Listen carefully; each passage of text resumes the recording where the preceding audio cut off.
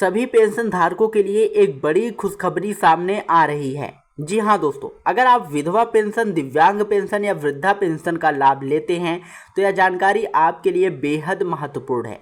इस वीडियो को में हम आपको बताएंगे कि जुलाई महीने में पेंशन कब तक आपके खाते में आ सकती है, कि लोगों की रुकी हुई किस्त मिलने की संभावना है और किन जरूरी कामों को समय रहते पूरा कर लेना चाहिए ताकि पेंशन बिना किसी परेशानी के आपके बैंक खाते में पहुंच सके।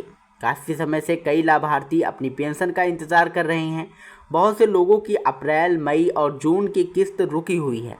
वहीं जिन लोगों ने नया आवेदन किया है उनके मन में भी सवाल है कि उन्हें पहली किस्त कब मिलेगी। अब ऐसी जानकारी सामने आ रही है कि रुकी हुई किस्तों और नई पेंशन दोनों को जारी करने की तैयारी की जा रही है। लेकिन इससे पहले यह समझना जरूरी है कि आखिर कई लोगों की पेंशन क्यों रुकी थी।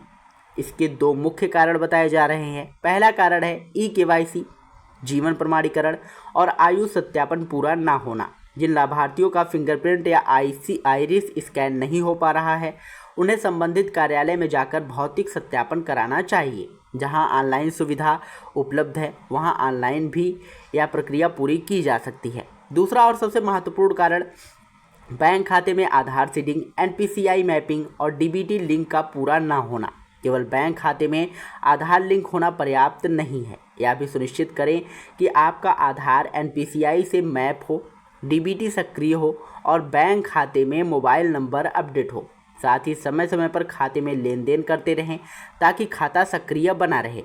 यदि आपकी पेंशन कई महीने से रुकी हुई है तो इन दोनों बातों का तुरंत जांच करा लें। यदि समय रहते या प्रक्रिया पूरी नहीं हुई तो अगली किस्त भी रुक सकती है और फिर अगले भुगतान चक्र तक इंतज़ार करना पड़ सकता है। आयु सत्यापन के लिए केवल आधार कार्ड पर्याप्त नहीं माना जाता। आधार कार्ड के साथ साथ किसी एक अतिरिक्त डॉक्यूमेंट्स की भी आवश्यकता हो सकती है। और जैसे ही हाई स्कूल की मार्कशीट, परिवार रजिस्टर की नकल, voter ID, ration card, driving licence, PAN card या आवश्यकता पड़ने पर शपथ पत्र, इन डॉक्यूमेंट्स में से कोई एक आधार कार्ड के साथ जमा करने पर सत्यापन प्रक्रिया पूरी हो सकती है। जिन लाभार्थियों की उम्र अधिक है और जिनका बायोमेट्रिक सत्यापन नहीं हो पा रहा है वे संबंधित विभाग में जाकर भौतिक सत्यापन अवश्य कराएं ताकि भविष्य में पेंशन रुकने की संभावना ना रहे। यदि उत्तर प्रदेश की बात करें तो यहाँ सामाजिक सुरक्षा पेंशन के अंतर्गत विधवा, दिव्यांग और वृद्धावस्था पेंशन दी जाती है। वहीं अलग अलग राज्यों में भुगतान की तारीखें अलग अलग हो सकती हैं। उदाहरण के तौर पर बिहार में हर महीने की 10 तारीख को पेंशन जारी करने की व्यवस्था है। जिन लोगों को भुगतान नहीं मिलता उनके मामले में सामान्यतः केवाईसी या अन्य सत्यापन संबंधी समस्या सामने आती है। उत्तर प्रदेश में भी पेंशन जारी होने को लेकर इंतजार बना हुआ है। पिछली बार लाभार्थियों को 3 महीने की किस्त के रूप में 3,000 रुपये मिले थे। अब ऐसी चर्चाएं हैं कि पेंशन राशि बढ़ाकर प्रतिमाह 1,500 रुपये किए जाने की संभावना जताई जा रही है, जिससे 3 महीने की किस्त 4,500 रुपये तक हो सकती है।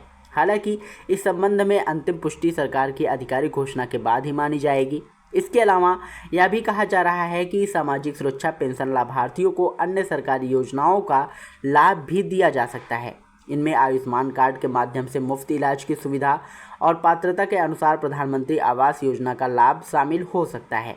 इन योजनाओं का लाभ संबंधित पात्रता और सरकारी नियमों के अनुसार ही मिलेगा। अब सबसे बड़ा सवाल है कि पेंशन कब आएगी। तो दोस्तों, फिलहाल जो जानकारी सामने आ रही है उसके अनुसार 15 जुलाई 2026 के आसपास पेंशन जारी होने की पूरी संभावना जताई जा रही है।